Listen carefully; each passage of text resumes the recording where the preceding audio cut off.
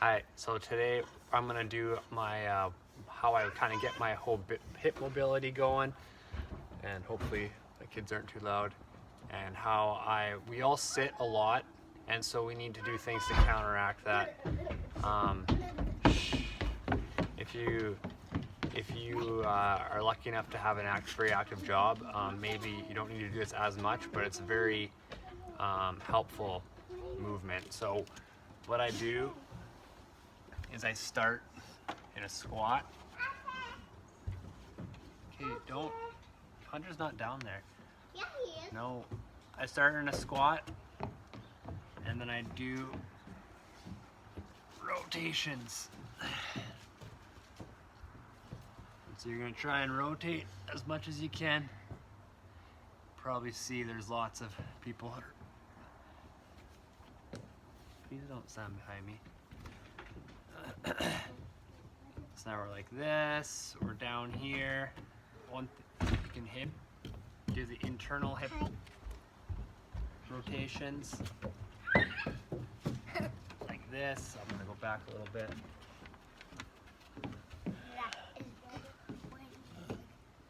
And then I like to drop my shoulder down on I don't one, care if you send this to people. and I push my other one out.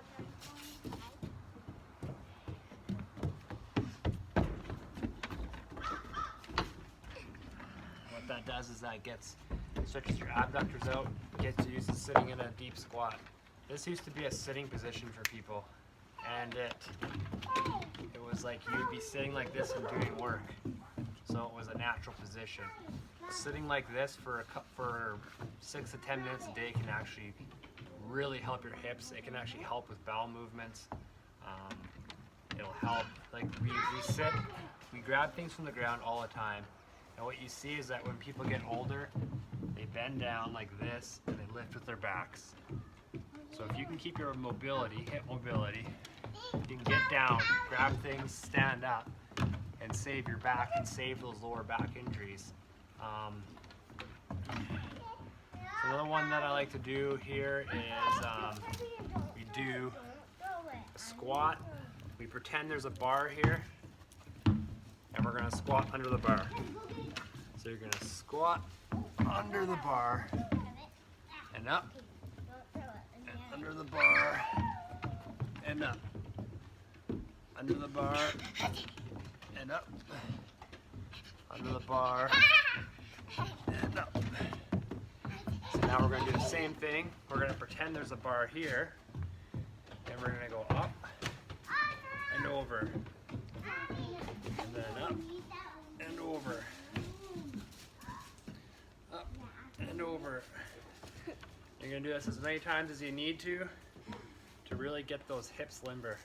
So you step up and over the bar, up and over the bar,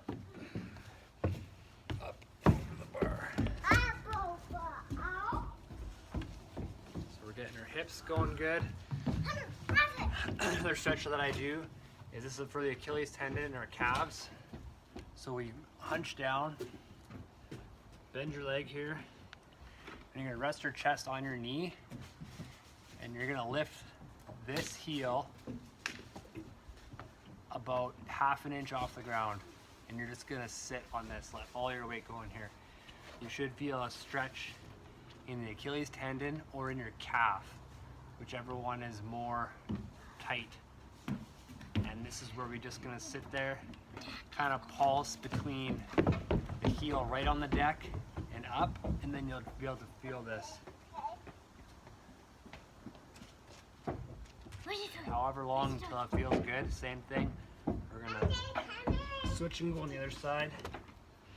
You should actually be able to feel one will be more tight than the other. Careful, sir. Careful, Seraphina. Same thing, all of your weight on here. Lift your heel about ½ an inch off the ground and just sit on this and let it relax and stretch out. Hey, Seraphina. No, you're not sitting right there. Don't sit right there. Don't sit right there. I'll sit right here. So now, I should have done that one first actually, but should now sit down your squat, and it should feel way easier. So now you're sitting there, walk towards the edges of your deep squat. I don't think they Now your hips are loose. Whoa.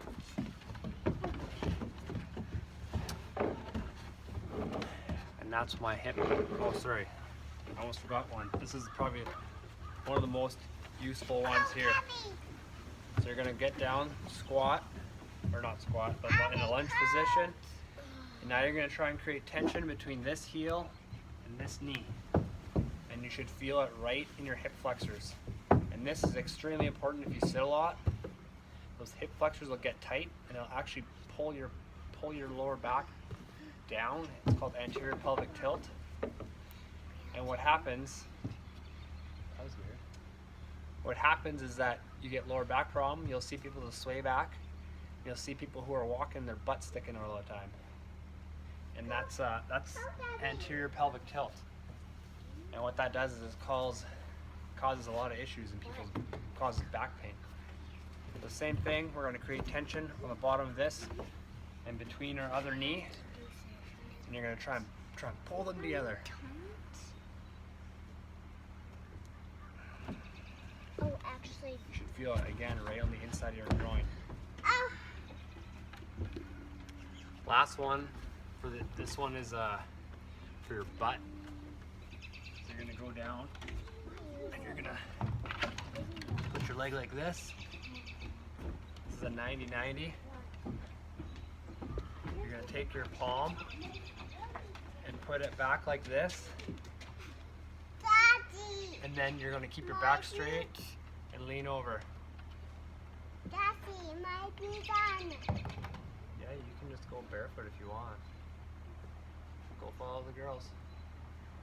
So what this palm like this does is it forces you to have the right